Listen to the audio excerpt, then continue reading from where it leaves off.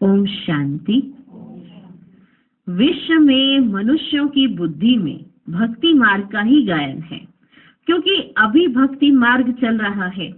यहाँ फिर भक्ति का गायन नहीं है, यहाँ तो बाप का गायन है। बाप की महिमा करनी होती है, जिस बाप से इतना उच्च वर्षा मिलता है। भक्ति में सुख नहीं है, भक्ति में रहते हुए भी याद तो स्वर्ग को करते हैं ना। मनुष्य मरते हैं तो कहते हैं स्वर्गवासी हुआ, तो खुश होना चाहिए ना। मरा और स्वर्गवासी हुआ तो खुश होना चाहिए ना। जबकि स्वर्ग में जन्म लेते तो फिर रोने की तो दरकार ही नहीं है। यहाँ शरीर छोड़ा और स्वर्ग में जाकर जन्म लिया तो फिर रोने की तो कोई दरकार ही नहीं है। वास्तव में ये सच्ची बात तो है नहीं कि स्वर्गवासी हुआ, इसलिए रोते रहते हैं। हाँ? मुख से कहते हैं कि स्वर्गवासी हुआ, अब स्वर्ग में कोई चला जाए तो ये तो खुशी की बात है ना, स्वर्गवासी हुआ। लेकिन वो स्वर्गवासी का अर्थ यही होता है कि चला गया है पर अब हमें नहीं मिलेगा। कहाँ चला गया? इसी दुनिया में है। अंदर से समझते भी हैं पता नहीं कहाँ है, क्या है, कैसे है, और मुख से बोलते हैं कि वो स्वर्गवासी हुआ। अब स्वर्ग में चला गया तो फिर तो रोने की दरकार ही नहीं है। इसका मतलब हाँ हाँ सच्ची बात ये नहीं है, इसलिए तो रोते रहते हैं। अब इन रोने वालों का कल्याण कैसे हो? जो रोते रहते हैं इनका कल्याण कैसे हो? रोना दुख की निशानी है। मनुष्य रोते तो है ना, बच्चे जन्मते हैं तो भी रोते हैं क्योंकि दुख होता है। दुख नहीं होगा तो जरूर हर्षित रहेंगे। रोना तब आता है जब कोई ना कोई अकल्याण होता है। रोना तब आता है जब कोई ना कोई अकल्याण होता है। सत्युग में कभी अकल्याण नहीं होता, इसलिए वहां कभी रोते ही नहीं है। अकल्याण की बात ही नहीं होती है वहां पे। यहाँ कभी कमाई में घाटा पड़ता है या कभी अन्न नहीं मिलता तो दुखी होते हैं। दुख में रोते हैं, भगवान को याद करते हैं कि आकर सभी का कल्याण करो। अच्छा, अगर सर्वव्यापी है तो ये किसको कहते हो? अगर वो सर्वव्यापी है तो ये बात किसको कह रहे हो कि आकर सबका कल्याण करो? हाँ? किसको कहते हो? परम पिता परमात्मा को सर्वव्यापी मानना बड़े से बड़ी भूल है। बाप है सबका कल्याणकारी, वे एक ही कल्याणकारी है तो जरूर सबका कल्याण करेंगे। तुम बच्चे जानते हो परम पिता परमात्मा हमेशा कल्याण ही करते हैं। अब वह परम पिता परमात्मा कब आए जो विश्व का कल्याण करे? विश्व का कल्याण करने वाला तो और कोई है ही नहीं। बाप को फिर सर्वव्यापी कह देते हैं, कितनी भारी भूल है। अभी बाप अपना परिचय देकर कहते हैं मन मना भव, इसमें ही कल्याण है। मन मना भव, इसी में ही कल्याण है। सत्युग त्रेता में कोई भी हालत में अकल्याण होता ही नहीं है। सत्युग त्रेता में किसी भी हालत में अकल्याण होता ही नहीं है। त्रेता में भी जबकि राम राज्य है तो भी शेर बकरी इकट्ठे जल पीते हैं।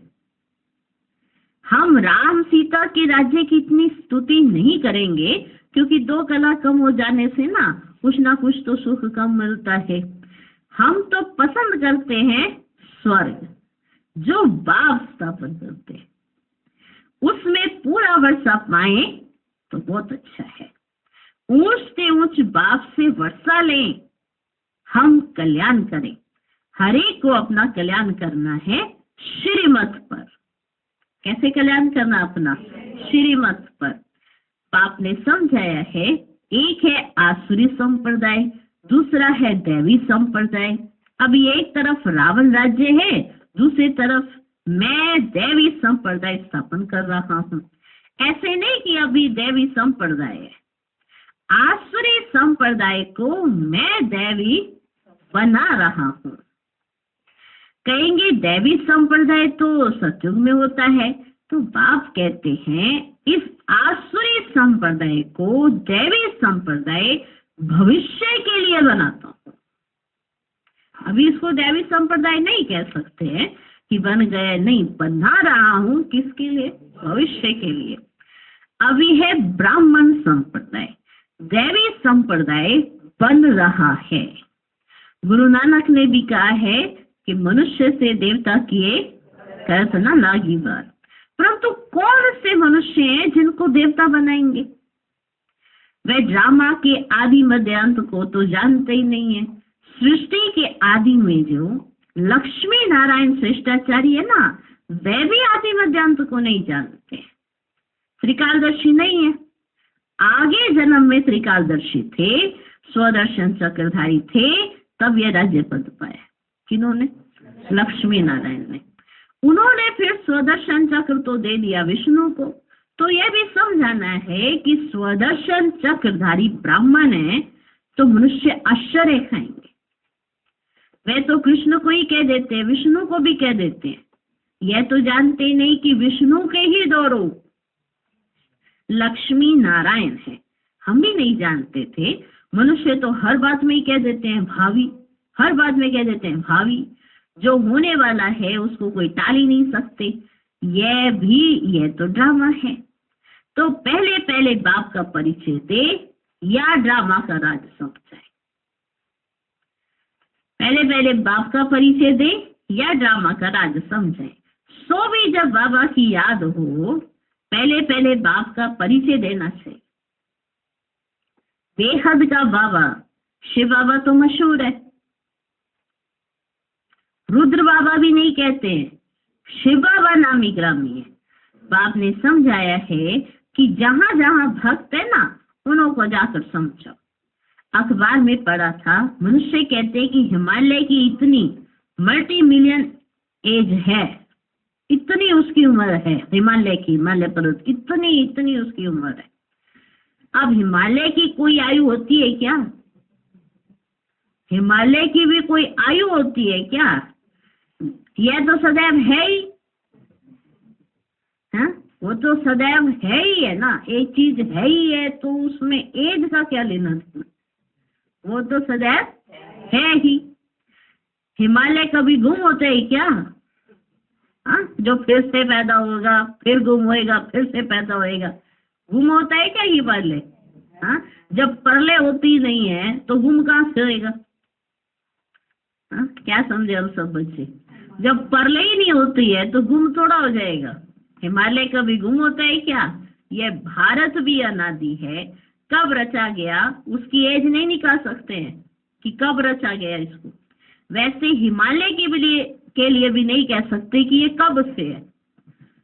हाँ, वो निकालते रहते हैं ये कितने साल, इतने करोड़ तो बहुत कम है, इतने वर्षों पुराना है हिमालय। इसमें एज की तो कोई बात ही नहीं, क्योंकि ये तो अनादि है, ये तो है ही है। हाँ, तो ये तो कह ही नहीं सकते कि ये कब से है। इस हिमालय पहाड़ की आयु गिनी नहीं जाती। ऐसे थोड़े कहेंगे कि आकाश की व समुद्र की आयु इतनी है, ऐसे हिमालय की भी आयु नहीं गिनी जा सकती। अखबार में निकला तो बाबा देखो बच्चों को समझा रहे हैं कि ये हिमालय की आयु गिनेंगे क्या? आकाश की इतनी आयु है।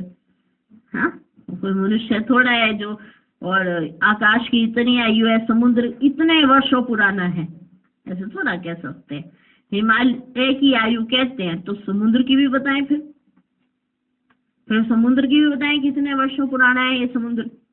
हाँ, कुछ भी जानते नहीं। यहाँ तो तुमको बाप से वर्षा पाना है। यह है ईश्वरीय फैमिली। तुम जानते हो बाप का बनने से स्वर्ग का मालिक बनते हैं। एक राजा जनक की बात नहीं, जीवन मुक्ति में अथवा राम राज्य में तो बहुत होंगे ना, सबको जीवन मुक्ति मिली होगी। तुम सेकंड में जीवन मुक्ति पाने के पुरुषार्थी हो। बच्चा बने हो, मम्मा बाबा कहते हो, जीवन मुक्ति तो मिलेगी ना। समझ सकते हैं, प्रजा तो ढेर की ढेर बनती जाती है, दिन प्रतिदिन प्रभाव तो निकलना है ना बच्चे। यह धर्म की स्थापना करना बड़ी मेहनत है। वे तो ऊपर से आकर स्थापना करते हैं, हाँ? उनके पिछाड़ी ऊपर से आते जाते हैं, जो उनके होते हैं वो आते जाते हैं, धर्म की वृद्धि हो जाती है। यहाँ तो मेहनत है। क्यों? क्योंकि यहाँ सब इधर उधर उधर इधर भटके पड़े हैं, यहाँ ऊपर से थोड़ा आ रहे हैं, हाँ? सब इधर उधर उधर इधर है। कौन कहाँ देवी देवता धर्म की आत्माएं कहाँ चली गई किसी को कुछ पता ही नहीं, हाँ? कोई किस धर्म में कन्वर्ट हो गया, कोई किस धर्म में चला गया, करके शुरू ऐसे आए थे, फिर लास्ट के थोड़े 2-3 जन्म ऐसे दूसरे धर्म में कन्वर्ट हो जाते हैं, तो भूल जाते हैं कि हम कौन सी आत्मा है। तो बाप उनको याद कराते, फिर उनको स्मृति आती, हाँ हम भी देवी देवता है, हाँ? तो बाबा समझाते हैं, देखो वो तो ऊपर से आते हैं, तो उनको धर्म स्थापन करना इतना कठिन नहीं है, क्योंकि उनके पिछाड़ी उस धर्म की आत्माएं आती जाती है, तो धर्म की वृद्धि हो जाती है। यहाँ हाँ, यहाँ तो एक एक को राज्य भाग्य पाने का लायक बनाना पड़ता है। एक एक को सोचो, एक एक बच्चे पर भगवान कितनी मेहनत करते हैं कि नहीं करते? और हाँ वाले वेले भगवान एक एक बच्चे पर मेहनत कर रहे हैं। भगवान तो एक एक बच्चे का ख्याल रखते हैं। आप घर में आपके 5-6 बच्चे में उनका भी ख्याल नहीं इकट्ठे रख सकोगे, और भगवान इतने सब बच्चे हैं, सबका ख्याल रखते हैं और उनको लायक बनाते हैं। लायक बनाना बाप का काम है। जो मुक्ति जीवन मुक्ति के लायक थे, सबको माया ने ना लायक बना दिया है। 5 तत्व भी ना लायक बने। सोचो, आत्माओं सहित 5 तत्वों को, प्रकृति को भी भगवान को लायक बनाना पड़ता है। क्या हालत कर दी प्रकृति की। प्रकृति जिसके आधार से मनुष्य आत्माएं जीवित रहती हैं, या जो भी अपना खान पान, जो भी सब कुछ प्रकृति के आधार से ही होता है ना। आत्माओं को शरीर भी प्रकृति के आधार से, ठीक है। जब उस समय प्रकृति अच्छी होती है तो शरीर भी अच्छे मिलते हैं। आज प्रकृति की हालत देखो तो एक भी बच्चे से लेकर बूढ़े तक कोई भी ऐसा नहीं होगा जिसको कोई बीमारी ना हो। आज की अवस्था देखो, क्योंकि प्रकृति दूषित हो गई। की किसने? आत्माओं ने। तो अभी जब तक आत्माएं पावन नहीं हो तो प्रकृति पावन कैसे हो? तो बाबा समझाते हैं, लायक बनाना बाप का ही काम है, और नालायक तुम बनो और लायक मैं बनो। देखो 5 तत्व ही नालायक बने, लायक बनाने वाला है बाप। तुम्हारा अभी सेकंड जो पुरुषार्थ चलता है ना, समझते हैं कल्प पहले भी फलाने ने ऐसे ही पुरुषार्थ किया था। ये सेकंड का जो पुरुषार्थ है ना, सेकंड पुरुषार्थ सेकंड का। 1 सेकंड में हम क्या सोच रहे थे, दूसरे सेकंड में क्या हो जाते, तीसरे सेकंड में क्या हो जाते। तो समझा जाता है कि इसने कल्प पहले ऐसे ही पुरुषार्थ किया था। कोई आश्चर्यवत भागंती हो जाती है, फारकती दे देते हैं, प्रैक्टिकल देखते रहते हैं। ये भी समझते हैं विनाश सामने खड़ा है, ड्रामा अनुसार सबको एक्ट में आना है। हाँ, ऐसे ही करना है। कोई बनने के लिए देखते हैं विनाश आने वाला, तो कोई बनने की तैयारी करते हैं, और कईयों की बुद्धि पलट जाती है। हाँ, कोई विनाश काले विपरीत बुद्धि हो जाती, और कोई विनाश काले प्रीत बुद्धि हो जाते। तो ये हर एक की एक्ट से समझा जाता है कि ये कौन सी आत्मा है। तो ड्रामा अनुसार सबको एक्ट में आना है, न चाहत कुछ और। वे चाहते हैं पीस हो, परंतु भावी को तुम बच्चे जानते हो, तुमने साक्षात किया है ना साक्षात्कार। वे भल कितना भी माथा मारे कि विनाश ना हो, परंतु यह भावी टल ही नहीं सकती है। अर्थक्वेक, नेचुरल कैलेमिटीज होगी, वे क्या कर सकते हैं? कहेंगे ये तो गॉड का काम है। अब अर्थक्वेक होती है, नेचुरल कैलेमिटीज कुछ भी होती है, तो कोई कुछ किसी के ऊपर केस थोड़ा ठोक सकता है कि हमारा घर सारे गिरवा दिए, हाँ, कि गॉड पे हम केस करेंगे। हाँ, तो कहेंगे ये तो गॉड का काम है। तुम्हारे में भी बहुत थोड़े हैं जिनको इतना नशा चढ़ता है और याद में रहते हैं, बहुत थोड़े हैं। सब तो परिपूर्ण नहीं बने हैं, तो तुम जानते हो ये भावी टलने की नहीं है।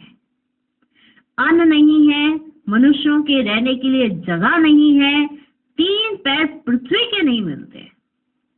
तुम्हारा यह है बच्चे ईश्वरीय परिवार, माता पिता और बच्चे। बाप कहते मैं बच्चों के आगे ही प्रत्यक्ष होता हूँ, मैं बच्चों के आगे ही प्रत्यक्ष होता हूँ, बच्चों को सिखाता हूँ। बच्चे भी कहते हैं हम बाप की मत पर चलते हैं। बाप भी कहते हैं मैं बच्चों के ही सम्मुख आकर मत देता हूँ, बाहर थोड़ा मत दूंगा। मेरी मत को समझ भी तो मेरे बच्चे ही समझ सकते हैं ना। मैं बच्चों के आगे ही प्रत्यक्ष होता हूँ और बच्चों के सम्मुख आकर ही मत देता हूँ। बच्चे ही समझेंगे, नहीं समझते हैं तो छोड़ो, लड़ने की कोई बात नहीं। हम परिचय देते हैं बाप का और बाप कहते हैं मुझे याद करो तो विक्रम विनाश होंगे, और स्वदर्शन चक्र को याद करो तो चक्रवर्ती राजा बनेंगे। मनमना भाव मध्यजी भाव का अर्थ भी यह है। बाप का परिचय दो जिससे क्रिएटर और क्रिएशन का रास्ता समझ जाए। मुख्य ये एक ही बात है, गीता में मुख्य ये एक ही भूल है। बाप कहते हैं मुझ कल्याणकारी को ही अपना कल्याणकारी समझो और आकर मैं ही कल्याण करता हूँ। बाकी शास्त्रों से कल्याण हो ही नहीं सकता। पहले तो सिद्ध करना है कि भगवान एक है, उनको तुम याद करते हो परंतु तुम जानते नहीं हो। बाप को याद करना है तो परिचय भी तो चाहिए ना, वे कहाँ रहते हैं, आते हैं व नहीं आते हैं। बाप वर्षा तो जरूर यहाँ के लिए देंगे या वहां के लिए देंगे, यहाँ के लिए देंगे ना, वहां के लिए थोड़ा देंगे। बाप तो सम्मुख चाहिए। शिवरात्रि भी मनाते हो, शिव तो सुप्रीम फादर है सब आत्माओं का, वह रचता है, नई नॉलेज देते हैं। सृष्टि चक्र के आदि मध्य अंत को वह जानते हैं। वह है ऊंचे से ऊंचा टीचर जो मनुष्य को देवता बनाते हैं, राजयोग सिखलाते हैं। मनुष्य कभी राजयोग सिखला ना सके, हमको भी उसने सिखलाया तब हम सिखलाते हैं। गीता में भी शुरुआत में और अंत में मनमना भव और मध्याजी भव कहा है। झाड़ और ड्रामा का नॉलेज भी बुद्धि में रहता है, डिटेल में समझाना पड़ता है। रिजल्ट में फिर भी एक बात आती है, बाप और वर्षे को याद करना है। यहाँ तो एक ही बात है, हम विश्व के मालिक बनेंगे। विश्व का कल्याणकारी ही विश्व का मालिक बनाते हैं। स्वर्ग का मालिक बनाएंगे, नरक का थोड़े मालिक बनाएंगे। दुनिया ये नहीं जानती कि नरक का रचयिता रावण है और स्वर्ग का रचयिता बाप है। अब बाप कहते हैं मौत सामने खड़ा है, सबकी वानप्रस्थ अवस्था है, मैं लेने आया। वानप्रस्थ अवस्था शरीरों की नहीं, आत्माओं की है। तो चाहे वो बच्चा पैदा होता है, जवान है, बूढ़ा है, सबके सबकी वानप्रस्थ अवस्था है, आत्माओं की वानप्रस्थ अवस्था है। इसलिए मैं लेने आया। मुझे याद करो तो विक्रम विनाश होंगे, आत्मा मैली से शुद्ध हो जाएगी, फिर तुमको स्वर्ग में भेज देंगे। ये निश्चय बुद्धि से किसको समझाना है, तोते मुआफिक नहीं। हाँ, तोते की तरह बाप और वर्षे को याद करो, वर्षे और बाप को याद करो।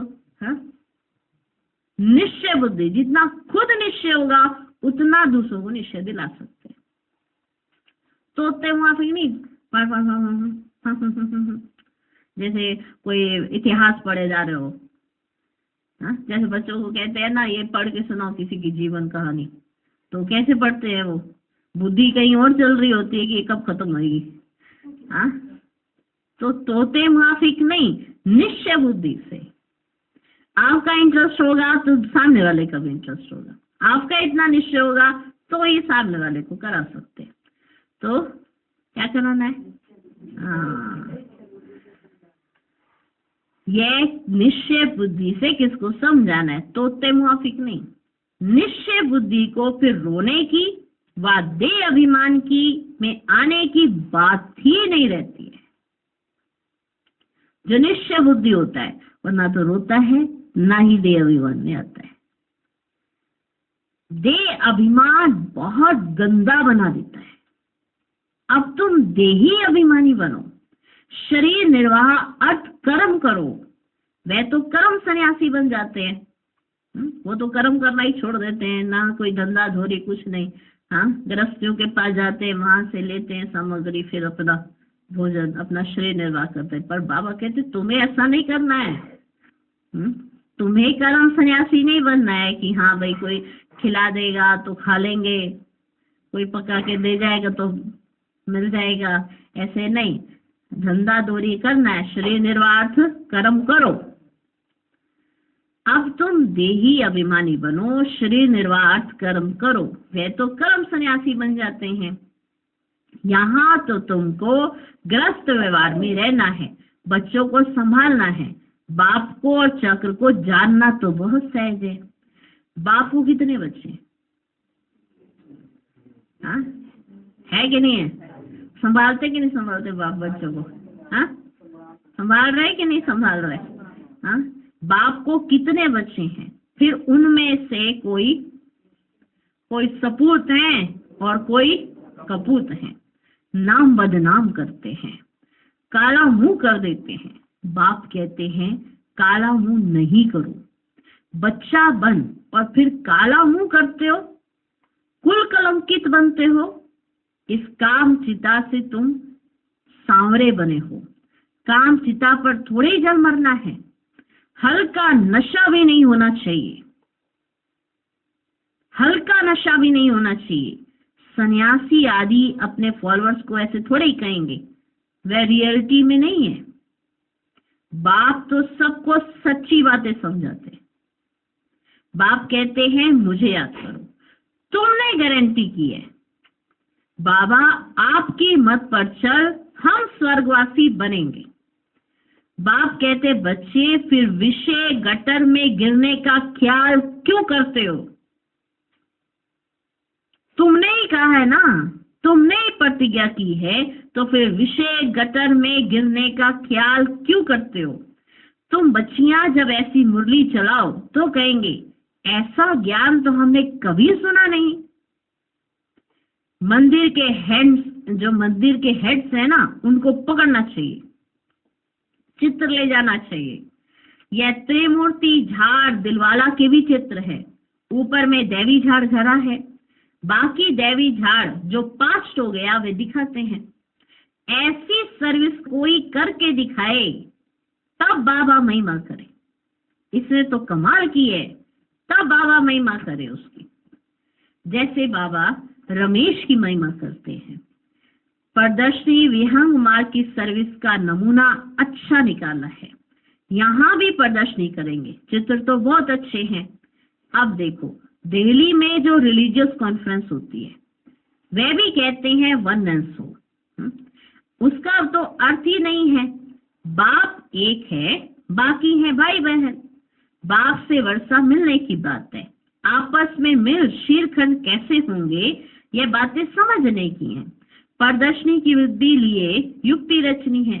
जो सर्विस का सबूत नहीं दिखाते उनको तो लज्जा आनी चाहिए। अगर 10 नए आए और 8-10 मर गए तो इससे फायदा क्या हुआ? माना 10 नए आए और 8-10 जो पहले चल रहे थे वो मर गए, तो फायदा क्या हुआ? बाबा कहते तो सर्विस का सबूत नहीं दिखाते तो उनको तो लज्जा आनी चाहिए। अगर 10 नए आए और 8-10 मर गए तो इससे फायदा क्या हुआ? अच्छा, मीठे मीठे सिकिलधे बच्चों प्रति माता पिता बाप दादा का याद प्यार और गुड मॉर्निंग। रूहानी बाप की रूहानी बच्चों को नमस्ते। हम रूहानी बच्चों की भी रूहानी बाप को नमस्ते नमस्ते नमस्ते। Good morning good morning good morning.